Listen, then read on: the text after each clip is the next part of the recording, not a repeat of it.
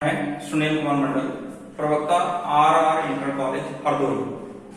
आज मैं halo alkane और हेलो एरीन्स में से एल्किल हैलाइड के बंधों की प्रकृति, nature of bonds of alkyl halides और उसके केमिकल प्रॉपर्टीज में विशेषकर दो बहुत महत्वपूर्ण रिएक्शंस होते हैं, SN1 और SN2 नाभिक स्नेह प्रतिस्थापन अभिक्रिया के बारे में चर्चा करने के लिए उपस्थित हुए हैं। इस समय हम एल्किल हैलाइड की जो बॉन्ड्स होते हैं, ठीक है ना, एल्किल समूह और हैलोजन समूह के बीच में जो बॉन्डिंग होगी उस बॉन्डिंग के विषय में हम लोग डिस्कस कर रहे हैं। तो इसमें जैसे सपोज बंधों की प्रकृति, बंधों की प्रकृति, नेचर ऑफ बॉन्ड्स, बंधों की प्रकृति, नेचर ऑफ बॉन्ड्स,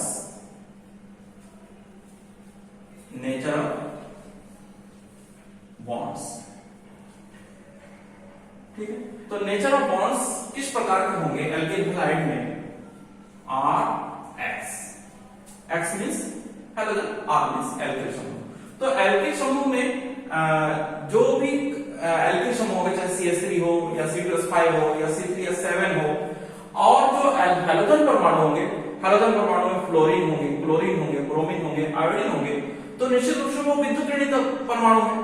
और विद्युत ऋणी परमाणु और एल्किल समूह के बीच जो भी बॉन्ड्स बनते हैं उसकी प्रबलता उसकी पर ही डिपेंड करेगा वो किस प्रकार की क्रिया करेंगे और कैसे करेंगे, ठीक है। तो इस पे हम लोग डिस्कस कर रहे हैं एल्किल और हैलोजन समूह के बीच में जो भी बॉन्ड्स होते हैं। तो जैसे ये विद्युत ऋणी परमाणु और विद्युत ऋणी होंगे और ये हैलोजन इलेक्ट्रॉन देने वाला होगा, क्योंकि एल्किल समूह जो भी होते हैं वो इलेक्ट्रॉन को धकेलने वाले समूह होते हैं। अगर इंडक्टिव इफेक्ट आप लोगों को ध्यान होगा, 11th में पढ़े हो आप लोग, तो इंडक्टिव इफेक्ट के अनुसार जो भी एल्किल समूह होते हैं वो इलेक्ट्रॉन को पुश करने वाले समूह होते हैं, इलेक्ट्रॉन को आगे बढ़ाने वाले समूह होते हैं। तो ये इलेक्ट्रॉन डोनेटिव समूह कह सकते हैं और इसको इलेक्ट्रॉन एक्सेप्टिव समूह, ग्रहण करने वाले समूह होते हैं। तो प्रबल विद्युत ऋणी होने के कारण जैसे F है, इसकी विद्युत ऋणात्मकता 4.0 इलेक्ट्रॉन वोल्ट है। फ्लोरीन के बाद क्लोरीन आएंगे, इसकी लगभग 3.0 इलेक्ट्रॉन वोल्ट होगा। उसके बाद ब्रोमीन आएंगे, उसके फिर आयोडीन आएंगे, तो ब्रोमीन की होगी लगभग 2.8 के आसपास और आयोडीन की होगी 2.25 इलेक्ट्रॉन वोल्ट। तो इस तरीके से इसकी इलेक्ट्रोनेगेटिविटी का जो घटता हुआ क्रम होगा, तो इलेक्ट्रोनेगेटिविटी का जो घटता हुआ क्रम होगा, तो इसके बीच जो भी स्ट्रेंथ ऑफ बॉन्ड्स होंगे, प्रबलता जो होगी, तो वो भी उस पे डिपेंड करेगा, ठीक है। जैसे मान लो आप RX में CH3 ले लेते हो, CH3 के साथ में F की बॉन्डिंग होगी, तो CH3 के साथ में जब F की बॉन्डिंग होगी तो ये बॉन्ड्स निश्चित रूप से ये सबसे अधिक विद्युत ऋणी परमाणु है। तो सबसे अधिक विद्युत ऋणी होने के कारण उसके इलेक्ट्रॉन ग्रहण करने की क्षमता भी सबसे अधिक होगी। तो जब सबसे अधिक होगी तो उसकी प्रबलता भी सबसे अधिक होगी, सबसे प्रबल बॉन्ड्स होंगे ये। और इसको आप जैसे बॉन्डिंग कैसे होती है आप सब जानते हो कि जैसे ये, ठीक है, H और H, तो जो बॉन्ड्स बनेंगे तो कार्बन और फ्लोरीन के बीच में, यानी कि कार्बन और हैलोजन के बीच में, तो इस बॉन्ड्स की जो प्रबलता होगी ये डिपेंड करेगा, ये इसकी प्रबलता किस प्रकार से हम लोग समझेंगे और बढ़ेंगे। तो इसके बाद फ्लोरीन के बाद अगर हम किसी अगला क्लोरीन के साथ में बॉन्ड्स दिखाते हैं तो इसकी प्रबलता निश्चित रूप से इसकी जब विद्युत ऋणात्मकता 3.0 है, तो 3.0 होने के कारण इसकी कार्बन की कितनी होती है? 2.5 होती है, यहाँ पे भी 2.5 होगी, यहाँ पे 4.0 है, तो इसका डिफरेंस सबसे अधिक है। तो जब डिफरेंस सबसे अधिक होगा तो इसकी जो विद्युत डायपोल मोमेंट होगा म्यू, तो म्यू का मान भी सबसे अधिक होगा, है कि नहीं। लेकिन यहाँ क्लोरीन और इसकी विद्युत ऋणात्मकता में बहुत ज्यादा अंतर नहीं होगा, 3.0 है, तो इसमें जो विद्युत ऋणात्मकता में बहुत अंतर नहीं होगा, तो इसकी प्रबलता निश्चित रूप से कम होती चली जाएगी, इसकी प्रबलता ज्यादा होगी, इसकी प्रबलता और कम होगी। और इसके बाद फिर आते हैं कार्बन और ब्रोमीन के बीच। तो आप देख सकते हैं यहाँ 2.5 है, यहाँ 2.8 है, तो इसमें भी बहुत ज्यादा अंतर नहीं है, तो इसलिए इसका घटता हुआ क्रम जाएगा इधर C और उसके बाद C और I के बीच में। तो अब एक चीज आप लोगों को और स्पष्ट कर दूं कि जब ज्यादा प्रबल होगा, क्लियर, अगर किसी बॉन्ड्स के बीच में उसकी प्रबलता स्ट्रेंथ अगर ज्यादा होगा तो वो जल्दी नहीं टूटेंगे। जब जल्दी नहीं टूटेंगे तो वो जल्दी क्रिया नहीं करेंगे। तो अब इसमें आप लोगों को एक बात स्पष्ट करनी है कि अब इस बॉन्ड्स में, जैसे हम यहाँ पे शॉर्ट वो दिखा देते हैं, CF bonding CCl bonding CBr bonding Cl। अब बॉन्डिंग की जो प्रबलता का क्रम है, तो ये तो है प्रबलता का क्रम, प्रबलता का क्रम, ठीक है, प्रबलता का घटता हुआ क्रम, ठीक है। अगर हम इसकी क्रिया करने की क्रियाशीलता का क्रम दिखाएं तो जस्ट इसका हो जाएगा क्रियाशीलता का क्रम। आप लोग देख लो, क्योंकि ये बॉन्ड सबसे कमजोर होगा, जब सबसे कमजोर होगा तो जल्दी टूटेंगे, तो क्रिया करने का क्रम जो होगा वो इस क्रियाशीलता का, ध्यान रखना, क्रियाशीलता का क्रम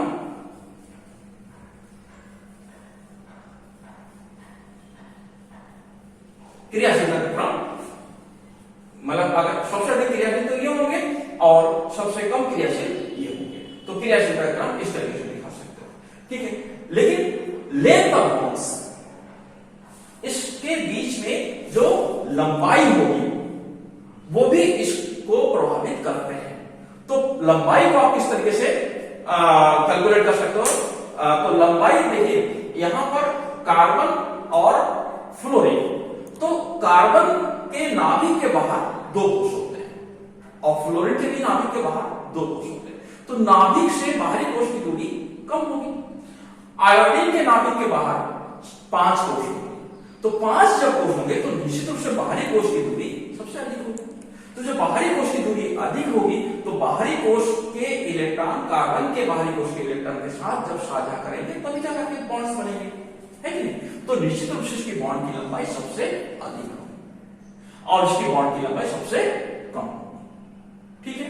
तो बॉन्ड की लंबाई भी आप इसी क्रम से समझ सकते हो और तैयार कर सकते हो, ठीक है ना। इसकी बॉन्ड की लंबाई सबसे अधिक और इसकी बॉन्ड की लंबाई, बंध की लंबाई, उसको हिंदी में क्या लिखेंगे, बंध की लंबाई, बंध की लंबाई, लेंथ ऑफ बॉन्ड्स का बढ़ता हुआ क्रम क्या रहेगा, बढ़ता हुआ क्रम CF is smaller than CCl is smaller than CBr is smaller than CI। C means carbon जो एल्किल समूह है उसकी बात करता हूं। तो इस तरीके से इसकी बंध की लंबाई का बढ़ता हुआ क्रम भी आप लोग पढ़ेंगे। अब आते हैं हम लोग एल्किल हैलाइडों के रासायनिक गुण में, ठीक है, एल्किल हैलाइडों के रासायनिक गुण। तो रासायनिक गुण में जो सबसे महत्वपूर्ण आप लोगों को स्टार्ट करना है वो नाभिक स्नेही प्रतिस्थापन अभिक्रिया से स्टार्ट करना चाहता है। HN का मतलब होता है HN, इसको इंग्लिश शब्दावली से लिया गया है, न्यूक्लियोफिलिक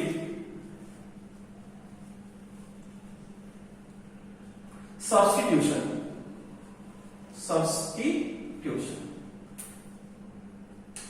न्यूक्लियोफिलिक सब्स्टिट्यूशन को हम लोग शॉर्ट में क्या लिखते हैं, HN। अब इसमें घात में एक जब लिखा होता है तो यूनिमॉलिक्यूलर, एकाणुक, क्या कहते हैं, यूनिमॉलिक्यूलर या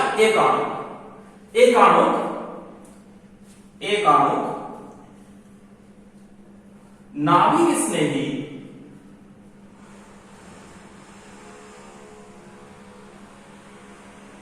प्रतिस्थापन अभिक्रिया,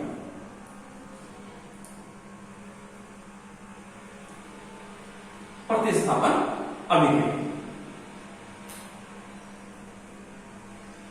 ठीक है। इसको हम लोग क्या कहेंगे, SN1 अभिक्रिया। एकाणुक का मतलब आप लोगों को अगर फिजिकल केमिस्ट्री में क्या, फिजिकल केमिस्ट्री में आपको केमिकल काइनेटिक्स, ठीक है, रासायनिक बलगतिकी के बारे में अगर आपको जानकारी होगी तब आप लोग एकाणुक और द्विआणुक अभिक्रिया के बारे में जानेंगे। क्या होता है इसमें, जब किसी अभिक्रिया में, किसी रासायनिक अभिक्रिया में एक अणु की सांद्रता में परिवर्तन होता है। किसी एक अणु की सांद्रता में अभिक्रिया के दौरान एक अणु की सांद्रता में अगर परिवर्तन होता है तो उसे हम एक अणु कहते हैं। इसको आप लोग एक नियम भी आप लोगों ने पढ़ा होगा उसमें फर्स्ट ईयर में, तो उस अणु उसमें क्या होता है, अभिक्रिया की दर dx/dt is proportional to a minus x की पावर जब 1 होगा तो उसे हम कहते हैं एक अणु नाभिक स्नेही। एक अणु मतलब जिसकी कोटि एक हो, क्या है कोटि, यहाँ पे देखो कोटि लिखा होगा, कहा में घातांक जिसे कहते हैं कोटि एक होगी, उसे हम एक अणु नाभिक स्नेही प्रतिस्थापन अभिक्रिया कहेंगे।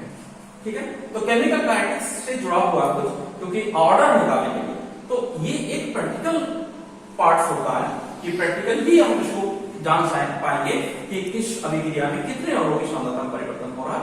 तो ये प्रैक्टिकली पॉइंट है, तो उसको आप लोग इस तरीके से समझना पड़ेगा कि किसी नाभिक स्नेही प्रतिस्थापन अभिक्रिया में अगर किसी अभिकारक अणु की एक यूनिट एक इकाई की सांद्रता में परिवर्तन होता है तो उसको हम एक अणु नाभिक स्नेही प्रतिस्थापन अभिक्रिया कहेंगे। इस प्रकार जो एल्किल हैलाइड होते हैं, कई किस प्रकार के एल्किल हैलाइड एक अणु नाभिक स्नेही प्रतिस्थापन अभिक्रिया देते हैं, ये एक बहुत महत्वपूर्ण पॉइंट है। जो टर्सरी एल्किल ग्रुप होगा, हमने शुरुआत में आप लोगों को कैटेगराइजेशन वर्गीकरण में पढ़ाया था, क्लासिफिकेशन पढ़ाया था कि एक अणु क्या नाम मोनो क्या होता है, डाई क्या होता है, फिर फर्स्ट ऑर्डर द्वितीय कोटि की क्या होंगे, प्रथम कोटि की क्या होंगे, इसको भी हम लोग डिस्कस कर चुके थे। तो इसमें जो टर्सरी एल्किल हैलाइड है, टर्सरी का मतलब तृतीयक एल्किल हैलाइड। तृतीयक किसे कहते हैं, जब किसी कार्बन पर जिसमें हैलोजन जुड़ा हुआ हो उसमें 3 एल्किल समूह जुड़े होते हैं, इसे कहते हैं तृतीयक एल्किल हैलाइड।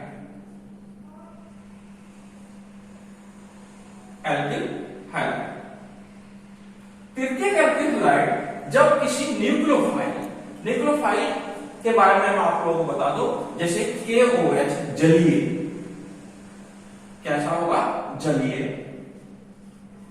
या NaOH जलीय। इस दो बात को ध्यान रखिएगा, ज्यादा आप लोगों को याद करने की आवश्यकता भी नहीं है। इसमें KOH जलीय या NaOH जलीय माध्यम में न्यूक्लियोफाइल उत्पन्न करता है। न्यूक्लियोफाइल का मतलब ये भी हम इससे पहले भी कई बार चर्चा कर चुके हैं। जब इसको जल में खोलेंगे तो इसमें न्यूक्लियोफाइल OH माइनस आयन जिसमें नेगेटिव पार्ट होते हैं ये उत्पन्न होते हैं। क्या होता है, न्यूक्लियोफाइल उत्पन्न होता है। अब ये न्यूक्लियोफाइल जब इसमें से हैलोजन परमाणु का प्रतिस्थापन कर देंगे, किसका कर देंगे, हैलोजन परमाणु का प्रतिस्थापन कर देंगे, तो क्या बन जाएगा, एल्कोहल बन जाएगा। किस प्रकार का एल्कोहल बनेगा, तृतीय एल्कोहल। 3 एल्किल समूह है और ये तृतीय एल्कोहल।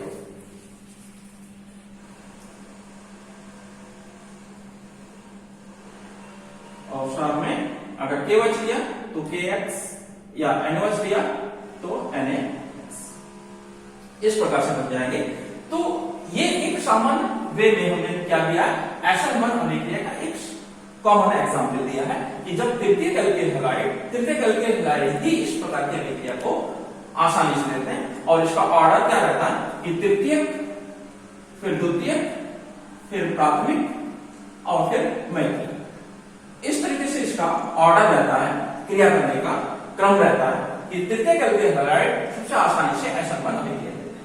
अब SN1 अभिक्रिया किस प्रकार से होता है, कितने पदों में होता है, उसको भी जानना हमें बहुत आवश्यक है, क्योंकि विषय के साथ साथ कंपटीशन एग्जाम भी आप लोगों को देना है। और जब कंपटीशन एग्जाम्स देंगे तो आप लोग जब इसके बारे में पूरी तरीके से जानकारी नहीं होगी तो इससे रिलेटेड जो भी क्वेश्चंस होंगे उसको सॉल्व नहीं कर पाएंगे। तो आप लोग इसकी क्रिया विधि समझ लीजिए, शॉर्ट नहीं हम समझाएंगे, बहुत डिटेल में नहीं जाएंगे, फिर आप लोगों को कंफ्यूजन भी होने लगता है, क्योंकि इससे SN1 से हम कहां तक पहुंचेंगे। तो SN1 के लिए सबसे पहले हमने बताया कि तृतीयक एल्किल हैलाइड आसानी से जब न्यूक्लियोफाइल के साथ रिएक्शन करेंगे तो न्यूक्लियोफाइल इस एल्किल हैलाइड में से हैलोजन परमाणु का प्रतिस्थापन कर देंगे और एक तृतीयक अल्कोहल बन जाएगा। ठीक है, तो ये रिएक्शन 2 पदों में होता है, ध्यान रखना, बहुत महत्वपूर्ण पॉइंट में बता रहा हूं। Nucleophilic substitution reaction undergoes 2 steps, 2 step होंगे। प्रथम स्टेप में इसका आयनाइजेशन, आयनाइजेशन में आप लोगों ने पढ़ा होगा हाइड्रोफिलिक और होमोफिलिक, ठीक है। तो यहां पे हाइड्रोफिलिक होगा। हाइड्रोफिलिक क्यों होगा? क्योंकि इसमें सबसे पहले कार्बोकैटायन बनेगा, ये टूट जाएंगे और आयन कार्बोकैटायन का मतलब जैसे आपने तृतीयक एल्किल हैलाइड लिया था, तृतीयक एल्किल हैलाइड, तो तृतीयक एल्किल हैलाइड का ये जो बॉन्ड्स है, आपको इससे पहले हम बॉन्ड्स के बारे में बता चुके हैं। तो इस बॉन्ड्स का जब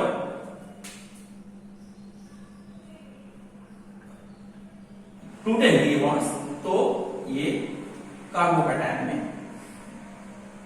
X माइनस आयन, ये कार्बोनियम आयन, कार्बोनियम आयन, या आप कैसे क्या कह सकते हो, कार्बोकैटायन, कार्बोकैटायन,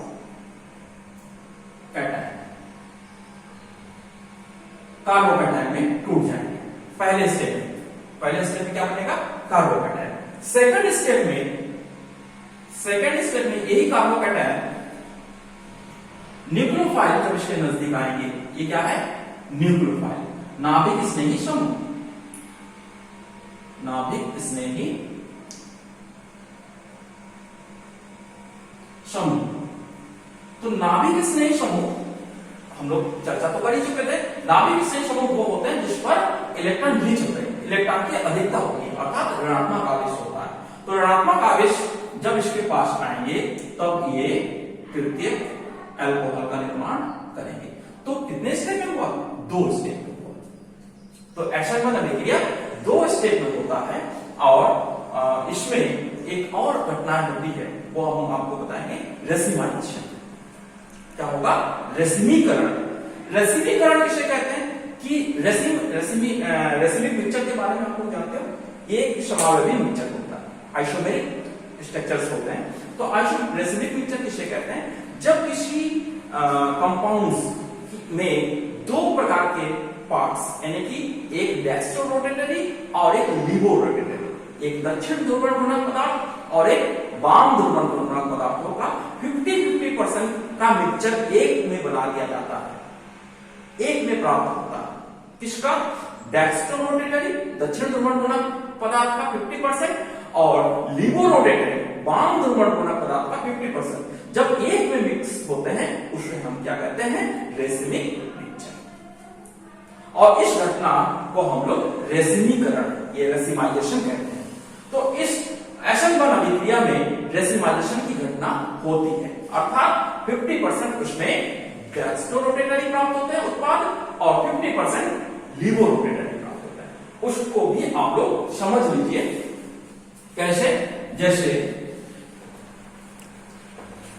यहां पर आपको प्रकाशिक समागमता को थोड़ा सा समझाना होगा, नहीं तो इस बात को समझ नहीं पाएंगे कि हम D और L किसे कहते हैं। तो D और L का मतलब होता है, जैसे सपोज R1, R2, R3 और यहां पर OH, ठीक है। OH जब हमारा राइट साइड में होता है किसी यौगिक में, अगर हम इसको और आसान से आपको समझाएं तो इस तरीके से आप लिख सकते हो R1, R2, ठीक है। अगर हमारा OH समूह राइट साइड में होगा तो ये क्या करेगा? जो समतल ध्रुवित प्रकाश होते हैं, प्लेन पोलराइज्ड लाइट, क्या होते हैं? PPL, प्लेन पोलराइज्ड लाइट, समतल ध्रुवित प्रकाश, ध्रुवित प्रकाश।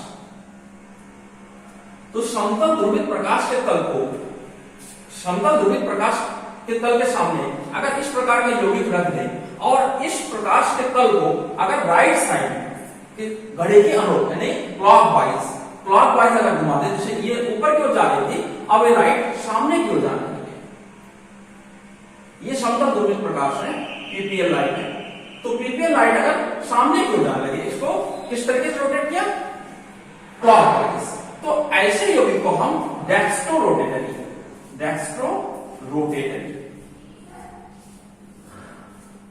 दक्षिण ध्रुवण गुणक पदार्थ, क्या कहते हैं इसको? दक्षिण ध्रुवण गुणक, ध्रुवण गुणक। और यही अगर इस प्रकार के यौगिक को जब हम इस प्रकार से बनाएं,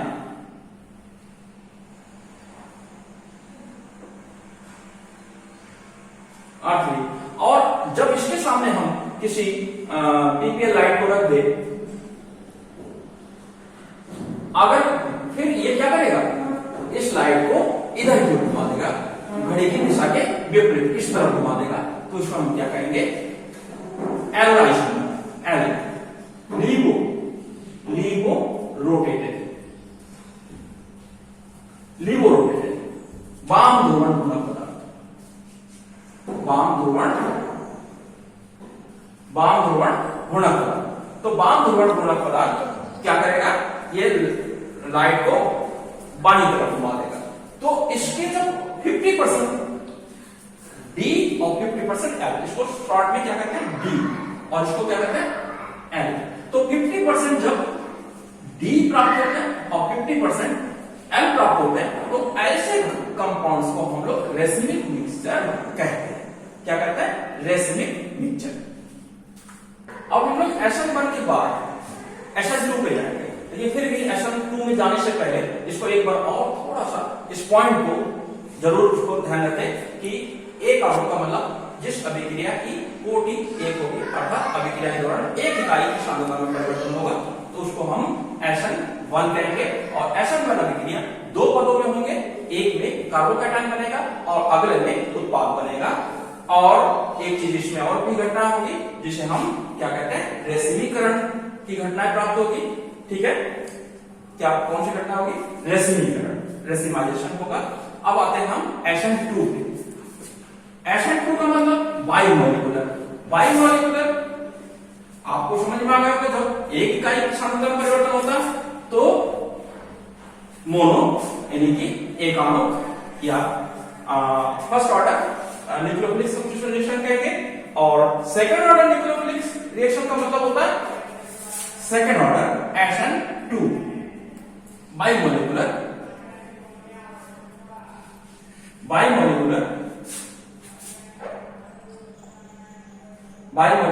nucleophilic substitution reaction, biomolecular nucleophilic substitution reaction. इसमें अभिकारक अणुओं की दो इकाई की सांद्रता परिवर्तन, अर्थात जो हम ऑर्डर इसकी रेट निकालते हैं, अभिक्रिया की दर dx/dt में जो एल्किल हैलाइड है उसकी सांद्रता और जो न्यूक्लियोफाइल है उसकी सांद्रता, इस दोनों की सांद्रता में जब परिवर्तन होता है तो उसे हम बाइमोलिकुलर या द्वि अणु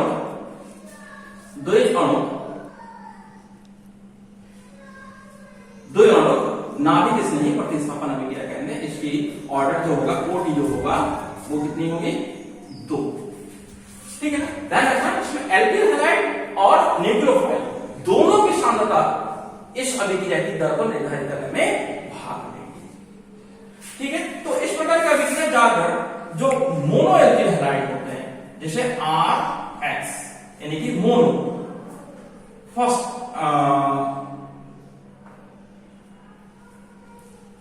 3 इस तरीके से होगी। ठीक है ना, मोनो फिर सेकेंडरी फिर टर्सरी, यानी कि प्राइमरी सेकेंडरी टर्सरी। प्राइमरी का यहां पे इसको 1 डिग्री प्राथमिक, द्वितीयक और तृतीयक, इसकी क्रियाशीलता का क्रम। क्रियाशीलता का क्रम क्या रहेगा? SN2 में ये जो प्राथमिक एल्किल हैलाइड है वो ज्यादा प्रबलता के साथ यह अभिक्रिया देंगे, द्वितीयक थोड़ा कम, तृतीयक सबसे कम इस अभिक्रिया को देंगे। इस अभिक्रिया में हमने आपको फिर एक बार बता दूं कि एल्किल हैलाइड और नाभिक स्नेही समूह दोनों इस अभिक्रिया की दर को निर्धारित करने में भाग लेते हैं, इसलिए इसको द्वि अणु नाभिक स्नेही प्रतिस्थापन अभिक्रिया कहेंगे। तो इसमें जब न्यूक्लियोफाइल बनेगा, ठीक है ना, न्यूक्लियोफाइल हमने आपको बताया कि जब जलीय माध्यम में होंगे NaOH या KOH, तब उसमें न्यूक्लियोफाइल उत्पन्न होंगे। तो न्यूक्लियोफाइल में आप प्राथमिक एल्किल हैलाइड जैसे CH3Br, सीधे सीधे एग्जांपल दे रहे हैं, CH3Br या C2H5Br, ठीक है ना, C2H5Br को भी ले सकते हो। ये भी आपका विषय का ही एक अगला पार्ट हम जब पढ़ाएंगे तो C2H5Br ही होगा आपका। तो ये दोनों क्या होंगे, प्राथमिक एल्किल हैलाइड। और प्राथमिक एल्किल हैलाइड जब KOH जलीय या NaOH जलीय ले लेंगे तो इसमें नाभिक स्नेह समूह उत्पन्न होंगे, और नाभिक स्नेह समूह क्या करेगा, इस हैलोजन परमाणु को क्या कर देगा, प्रतिस्थापन कर देगा। ठीक है, बहुत सिंपल है। और कहते हैं C2H5OH, ठीक है। अगर KBr लेंगे KBr इस तरह से बन जाएगा।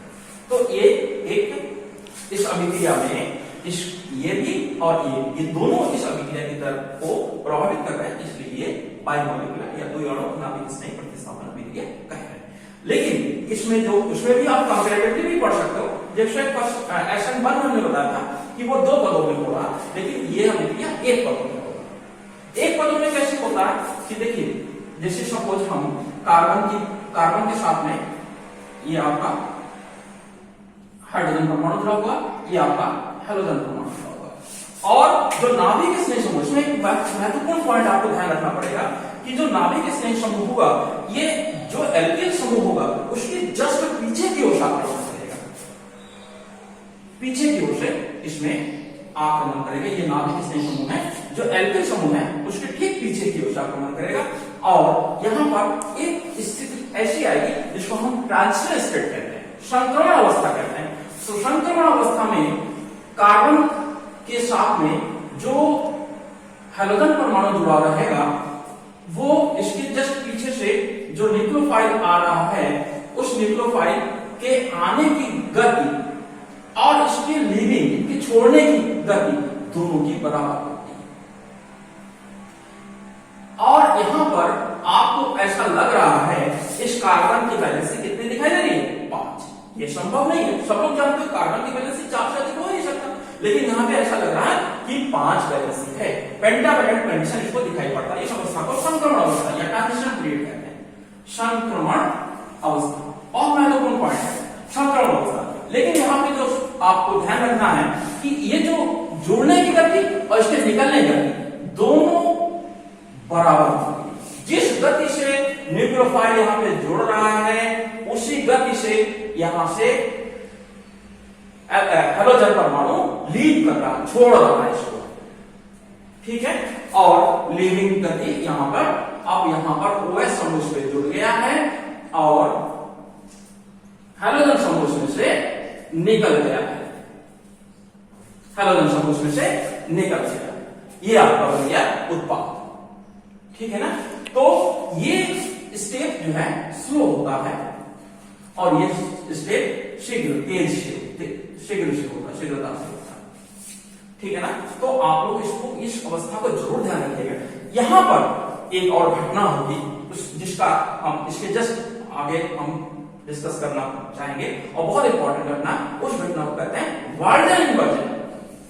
वाल्डन इन्वर्जन, प्रतिलोमन हिंदी में कहते हैं, प्रतिलोमन। प्रतिलोमन का मतलब मैं आपको बताऊं, जैसे सपोज आप छाता लेकर टहल रहे हैं, ठीक है, और अचानक बहुत तेज हवा आ जाए, आंधी आ जाए, तूफान आ जाए, तो छाता पलट जाता है, ठीक है ना। देखा हुआ छाता, जैसे सपोज आप इस तरीके से छाता ले रहे हैं और छाता में जब हवा इसमें से प्रवेश करेगी तो छाता क्या हो जाएगा, इस तरीके से हो जाएगा। तो इस प्रकार ये जो आपकी संरचना है ये बिल्कुल ही इन्वर्ट हो जाती है, पलट जाती है। तो इस घटना को हम क्या कहते हैं, वाल्डन इन्वर्जन या प्रतिलोमन। तो यहां पे जो उत्पाद बनेंगे तो वो बिल्कुल इसकी संरचना के विपरीत बनेंगे, ठीक है। कैसे बनेंगे, विपरीत बनेंगे। उस घटना को हम कहते हैं वाल्डन इन्वर्जन। तो वाल्डन इन्वर्जन समझ लो। तो वाल्डन इन्वर्जन समझने के लिए इस संरचना को आपको दोबारा बनाना पड़ेगा, जैसे संरचना आपने बनाया, ठीक है। जैसे कार्बन है, कार्बन के साथ में आपके हाइड्रोजन जुड़े हुए, कि प्राइमरी है तो हाइड्रोजन ही होंगे, और यहाँ पे आपका लीविंग समूह है और यहाँ पे एडिंग समूह है, ठीक है। तो यहां पर हमने आपको बताया कि ये बॉन्ड्स आपको डॉटेड दिखाना पड़ेगा। क्यों? क्योंकि यहाँ पे पूर्ण बॉन्ड नहीं है, ये हाफ बॉन्ड्स है, ये भी हाफ बॉन्ड्स है। एक ट्रांजिशन पीरियड है। ट्रांजिशन पीरियड में जब हमने आपको बताया कि आपको वाल्टन इन्वर्जन होगा, वाल्टन इन्वर्जन प्रतिलोमन होगा, तो ये संरचना किस प्रकार से हो जाएगी? इस तरीके से।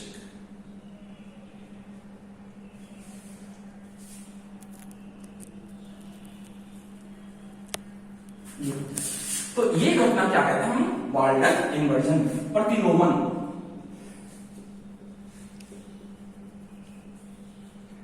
तो एल्किल हैलाइड में आप लोगों ने दो रिएक्शन केवल जिसका हमने विधिवत डिस्कशन किया, SN1 और SN2। एक आणविक नाभिक स्नेह प्रतिस्थापन अभिक्रिया और द्विआणविक नाभिक स्नेह प्रतिस्थापन अभिक्रिया। द्विआणविक नाभिक स्नेह प्रतिस्थापन अभिक्रिया में वाल्टन इन्वर्जन हुआ और एक आणविक नाभिक स्नेह प्रतिस्थापन अभिक्रिया में रेसमीकरण हुआ। तो इस प्रकार से इनके जो उत्पाद प्राप्त हुए, इसके बारे में आप लोग समझ गए होंगे कि किस प्रकार से हम लोग किसी न्यूक्लियोफाइल के द्वारा किसी हैलोजन परमाणु का प्रतिस्थापन करके उत्पाद बनाते हैं। इसके अगले पार्ट में, पार्ट 4 में हम इसके अगले जो रिएक्शंस होंगे एल्किल हैलाइड के, उसके बारे में चर्चा करेंगे। उम्मीद है आप लोगों को ये समझ में आया होगा, और ना समझ में आए तो आप कमेंट्स बॉक्स में लिख सकते हैं। और हमारे इस चैनल को सुनील मंडल हरदोई के नाम से रसायनिक इंटर केमिस्ट्री, ऑर्गेनिक केमिस्ट्री चल रहा है, उसको आप सब्सक्राइब भी कर सकते हैं, और जिससे हमारा मनोबल भी बढ़ेगा, आप लोगों को पढ़ाने में और रुचि उत्पन्न होगी। धन्यवाद।